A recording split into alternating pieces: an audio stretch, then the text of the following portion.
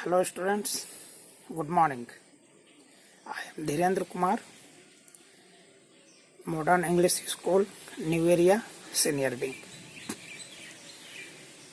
Students, today I am going to revise taught topics, which is warfare for wealth, from Urayur to Tanjavur, splendid temples and bronze sculptures, agriculture and irrigation in Chola's dynasty, and lastly, administration of Chola's empire. This will be very helpful to the student to remember the taught materials. First topic is warfare for wealth. Warfare for wealth means what? Struggle for wealth. दौलत के लिए लड़ाई. All the rulers were based in their specific region, and at the same time they wanted to control their neighboring state. They wanted to control fertile region of their neighboring areas. Very good example is Kannauj. Kannauj is located in Ganga Valley, and this is very fertile region. So, three dynasties, Rashtrakutas, Palas, and Gurjar Pratihar. These were struggling for centuries to control over Kannauj. As three dynasties were indulged in this struggle, that's why this is called tripartite struggle. Students, here question may arise that why these three dynasties struggling for control over Kannauj? Kannauj was very important because first one is this was very fertile region as it was located in Ganga Valley. Second is Kannauj was in the route of Silk Route. This was in the way of Silk Route. That's why these three dynasties wanted to control over Kannauj, so that they would collect tax from merchants and practice agriculture. All the rulers wanted to show their prosperity and their power. So they constructed temples, and whenever any ruler attacked another ruler, they target only temples, because during those time temples were center of wealth. They knew very well that temples were very rich, so they targeted temples. One example is Sultan Mahmud of Ghazni, which was ruler between 997 to 1030. He attacked India almost every year, and each time he targeted temple. One of the temples was Somnath temple. he controlled over Southeast Asia and Iran.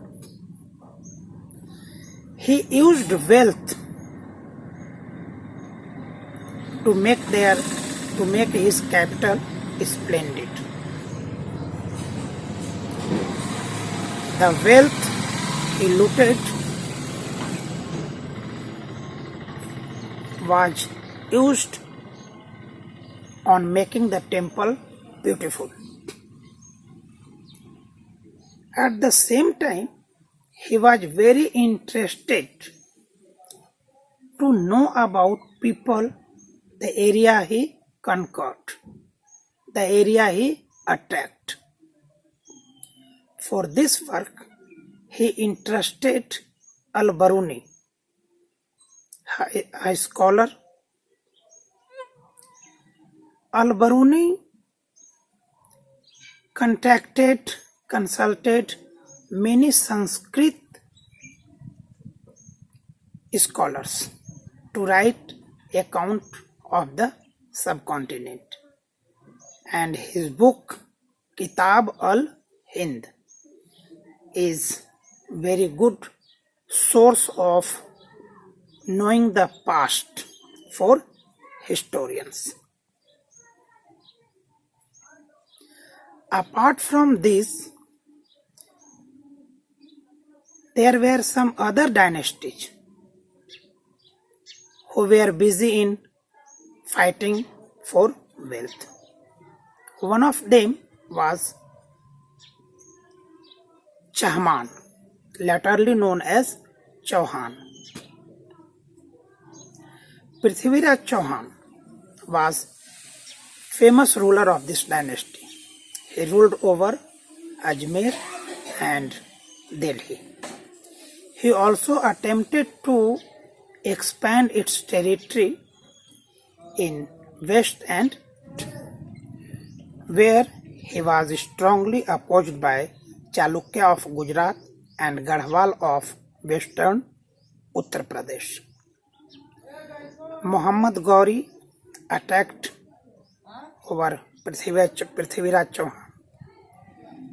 Prithviraj Chauhan fought bravely and defeated Muhammad Ghori in 1191, but with the help of Jai Chand, Muhammad Ghori defeated Prithviraj Chauhan in 1192. Now we shall move to the next topic, and that is from Urayur to Tanjavur.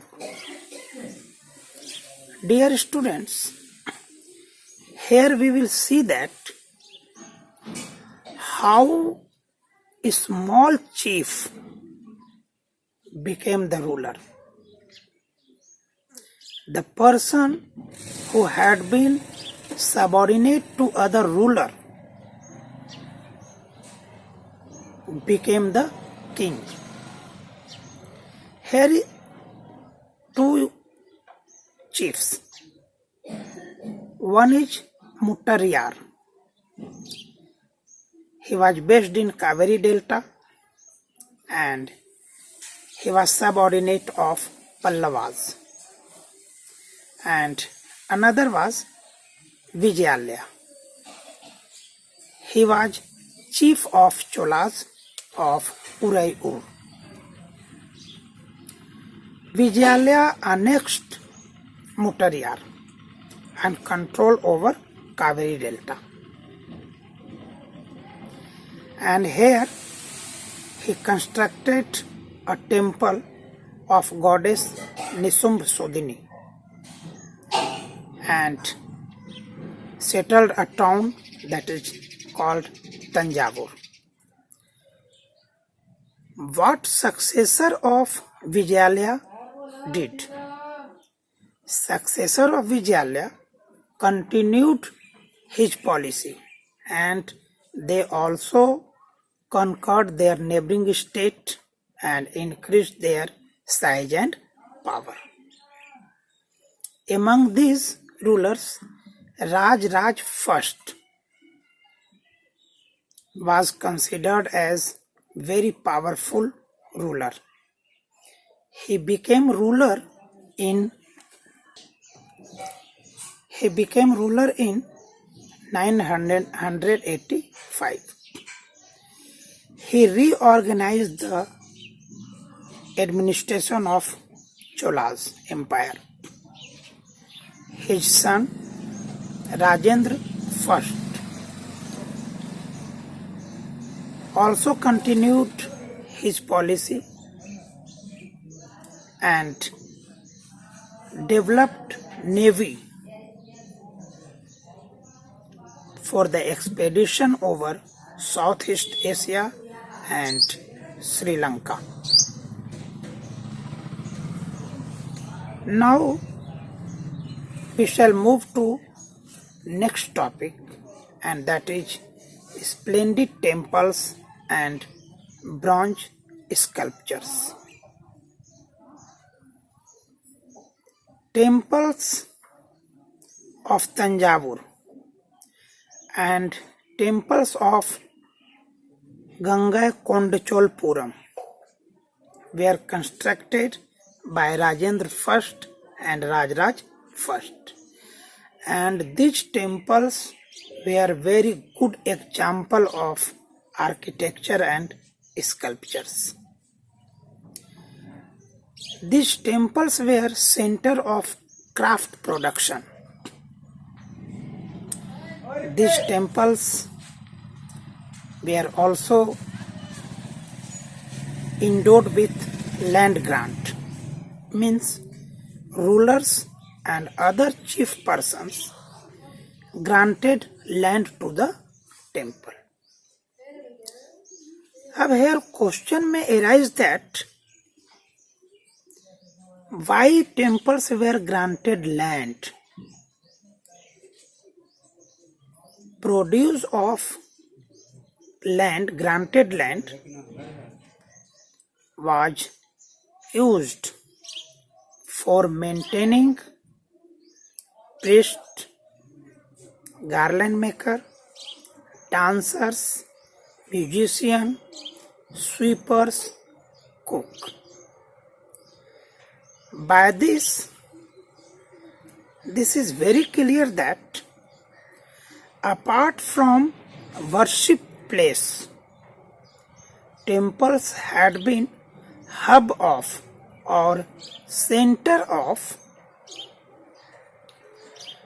social, economic and cultural life. Dear student, here one very important thing, and that is making of images. Making images from bronze were very distinctive of Chola's dynasty. They were very famous worldwide. They makes images of deities as well as sometimes it was also seen that they also make images of devotees also.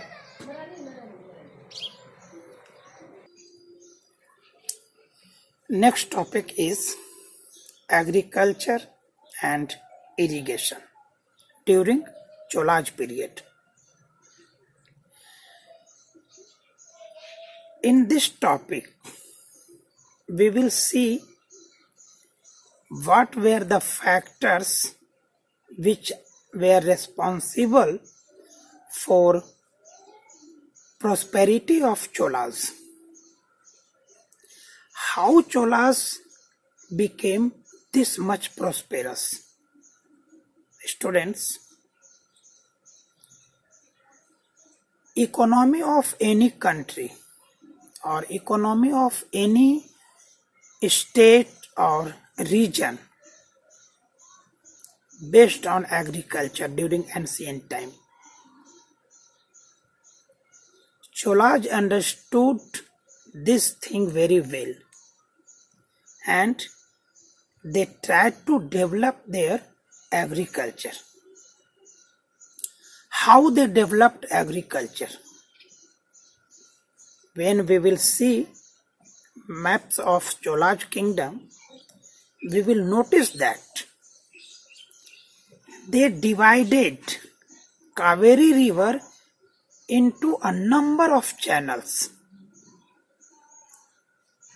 and they overflowed every year. So sand and silt get deposited on either side of the channels. Dear students, this means what?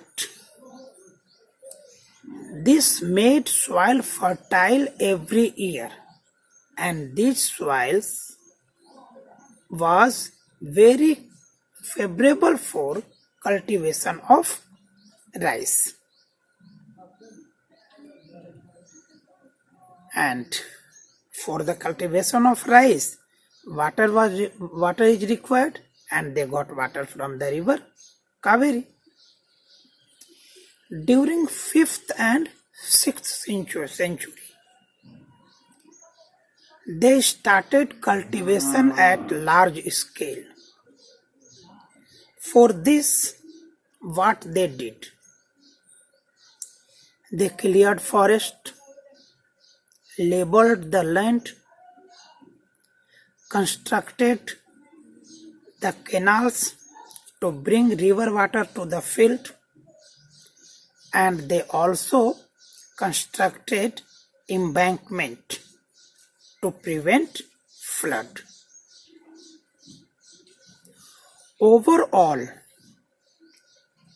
apart from these steps,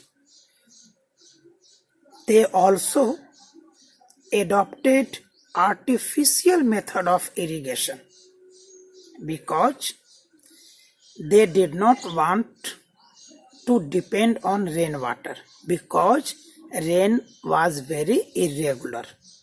So they developed artificial method of irrigation. What they did for this? They dug well and they constructed a huge tank to store rainwater. And for this, they made a committee who look after or who decide how to share water. By this, they developed agriculture and they became prosperous. Next and last topic is administration of Chola's empire. Dear students, settlement of peasant were called Ur. Ur means this is the lowest level of administration. A number of Ur means group of Ur made Nadu. Here, village council and Nadu were given the authority for collecting taxes and dispensing justice. Means what? They were so powerful that, or they were given authority to resolve conflict, to resolve disputes. After this, Velala. What is Velal? A rich peasant was called Velal. Velal had vast control over the affairs of Nadu, but under control of central Chola's government. Chola's ruler also used to provide title of Movend Velan and Arayar. These were marker of respect and they were granted a post in the state. After this, land were granted to Brahmins. Lands were granted to Brahmins were called Brahmde. So, in Kaveri Delta, Brahmde emerged. Means a lot of Brahmins started settling in Kaveri Delta. How they were administered? Each Brahmde were looked after by an assembly or sabha of prominent Brahmins, of intellectual Brahmins.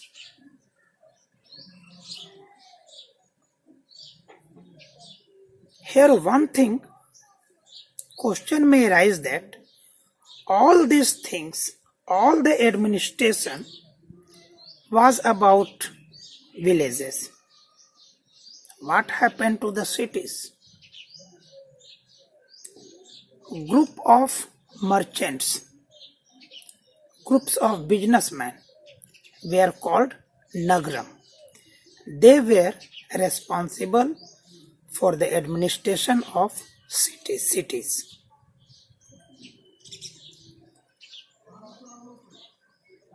Now, question may arise that how members of Sabha were elected or appointed. Who could be the members of Sabha?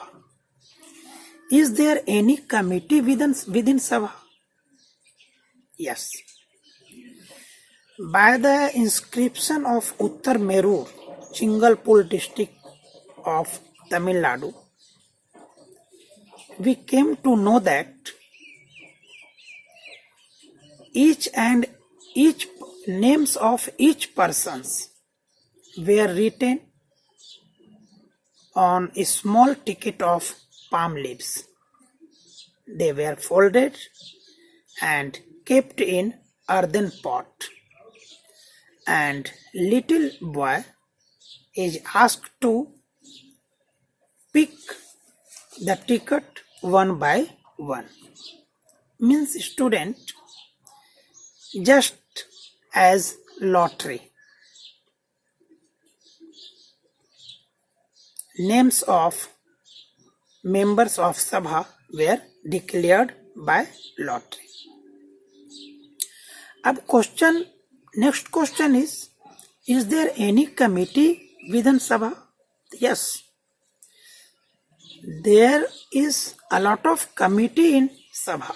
For example, temple committee, irrigation committee, revenue committee, and all the committee dispense their responsibility.